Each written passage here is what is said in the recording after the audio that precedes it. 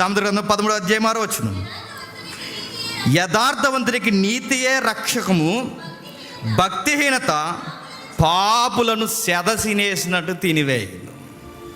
యథార్థవంతులకి ఆడి నీతే వాడికి రక్షణ. కొన్నిసార్లు మనం ప్రతిసారి నిజం చెప్తున్నప్పుడు మన చుట్టూ ఉన్న వాళ్ళకి మనం ఇరకాటంగా ఉండొచ్చు. ఏటా వీడు ప్రతీది ఇలా చెప్తాడు, నిజం చెప్పేసి ఇలా మనకి ఇబ్బంది పెడతాను అంటారు. కానీ పని వచ్చినప్పుడు వాళ్ళు ఏమంటారో తెలుసా? అలాంటి మనిషి మా మధ్యలో వెళ్ళండి అని వాళ్ళే సాక్ష్యం చెప్తారు. గుర్తుపెట్టుకో, వాళ్ళు అంటారు ప్రతిసారి నిజం చెప్పేసి మనల్ని ఇబ్బందులు గురేస్తాడని. కానీ వాళ్ళే ఒకరోజు మనకు సాక్ష్యం ఇస్తారు. మనల్ని ద్వేషించిన వాళ్ళే మన నిజాయితీ కొరకు ఒకరోజు ఏం చేస్తారు చెప్పండి? సాక్ష్యం ఇస్తారు. ఇవన్నీ ఎలా వస్తాయి సార్ మనకి అంటే, నేను మళ్ళీ చెప్తున్నాను, దేవునితో ఎవరు బాగా కనెక్ట్ అవుతారో వాళ్ళకి ఈ క్యారెక్టర్ వస్తుంది. దేవునితో మనం ఎలా కనెక్ట్ అవుతాం సార్ అని మీరు నన్ను అడిగితే, ఎవడు బైబిల్ బాగా చదువుతాడో వాడే దేవునితో బాగా కనెక్ట్ అవుతాడు. వారానికి టెక్స్ట్ బుక్లో బైబిల్ పెట్టుకుని వచ్చినాడు ఎప్పటికీ కనెక్ట్ అవ్వడు. సిగ్నల్ అందదు, కవరేజ్ ఏరియాలో లేరు. అలా తిరిగి 2 పాటలు ఆరాధనలు అలా ఊగేసి వెళ్ళిపోతారన్నమాట. చివరి మాట 15వ కీర్తన మొదటి వచనం. మంచి మాటలండి. 15వ కీర్తన మొదటి వచనం. యెహోవా గుడారములో అతిథిగా ఉండదగిన వాడెవడు? నీ పరిశుద్ధ పర్వతం మీద నివసింపదగిన వాడెవడు? యథార్థమైన ప్రవర్తన కలిగి నీతిని అనుసరించి హృదయపూర్వకంగా నిజము పలుకువాడే కదా. అంటే ఎంత ధైర్యం వస్తుందో, భయం వేస్తుందో ఆ మాటలు మళ్ళీ చదువుకోండి. ఏ పెన్ను ఉంటే ఆ పెన్నుతో అండర్లైన్ చేయండి. యెహోవా గుడారంలో అతిథిగా ఉండదగిన వాడెవడు?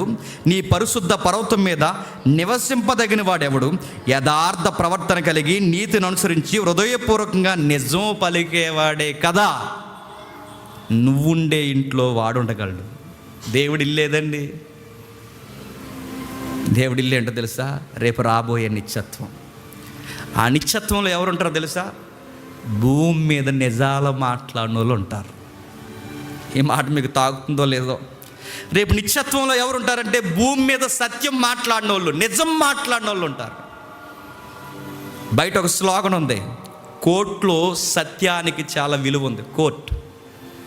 జిల్లా కోర్టులో, స్టేట్ ఎక్కడైనా, మన సుప్రీంకోర్టులో అయినా సత్యానికి చాలా విలువ ఉంది కోర్టులో. కానీ బైబిల్ మరో మాట అడుగు ముందుకే చెప్తుంది, సత్యానికి విలువ కోర్టులోనే కాదు, కోర్టు బయట కూడా ఉందని బైబిల్ చెప్తుంది. గుర్తుపెట్టుకో, సత్యానికి విలువ లోపలే కాదు, జడ్జి గారి ముందే కాదు, జడ్జి బయట కూడా సత్యానికి విలువ ఉంది. నీ కాపురంలో ఉంది, నీ స్నేహంలో ఉంది, నీ పరిచర్యలో ఉంది, నువ్వు ఎక్కడ ఉద్యోగం చేస్తున్నా కూడా ఉంది, నీ చదువులో ఉంది. నువ్వు ఎంత సత్యం మాట్లాడితే, ఎంత యథార్థంగా ఉంటే అంతగా వర్ధిల్లుతావు.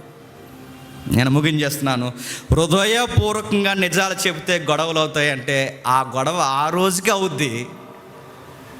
అబద్ధం చెబితే చెప్పండి రోజు అవుద్ది. అంటే నేను ఎందుకు అలా చెప్పాల్సి వచ్చిందంటే అన్నబట్టి ఇంకా ఏదో ఉందంటారు. ఇంకా అంతే, ఇక చెప్పి ఆ రోజుతో అయిపోద్ది. నేను ఇదిగో ఇలా జరిగింది, మరి ఇంకేం చేద్దాం, ప్రార్థించి అండమే, అంతే. ఇంకా చెప్పే అవసరమే తీసుకున్నాను, తెలుసు నీ డబ్బులు అని తెలుసు, నేను తీసుకున్నాను, అవసరమే తీసుకున్నాను, నీ జేబులో తీసుకున్నాను, చెప్పే ఇచ్చేస్తాను రా అని చెప్పే.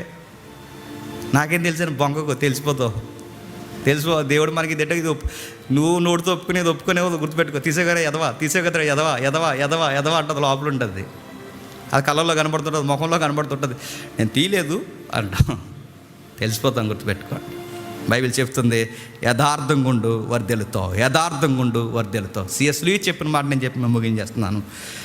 మనిషి ఉన్నప్పుడే రైట్గా జీవించాలనుకోకు, మనిషి లేనప్పుడు కూడా రైట్గానే జీవించు. మనుషులున్నా ఉండకపోయినా పైన ఒకరున్నారు. ఎవరు చెప్పండి? దేవుడు ఉన్నాడు. ఆయన బట్టి జీవించు.